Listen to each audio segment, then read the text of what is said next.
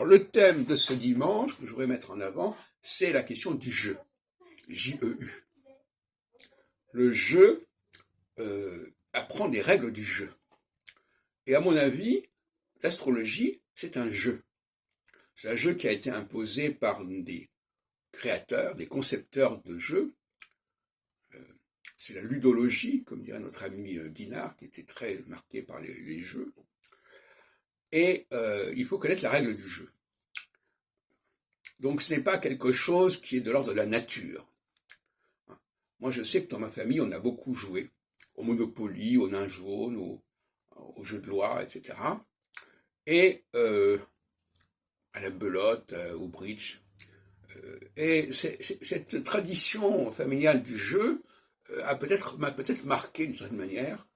Et je vois l'astrologie comme un jeu que nous ne fixons pas nous-mêmes, mais qui est fixé par les inventeurs de ce jeu.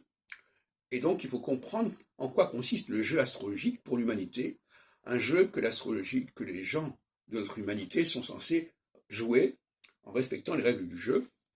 Je vous rappelle aussi que le sport est un jeu, qu'il y a des règles du jeu, il y a un arbitre, etc. Donc, la notion de jeu est essentielle. Je n'en ai pas suffisamment parlé jusqu'à présent.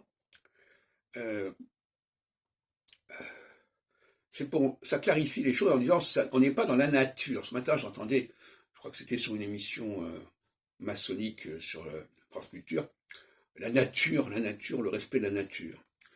Non, nous sommes dans une nature complètement retravaillée, repensée, reformatée.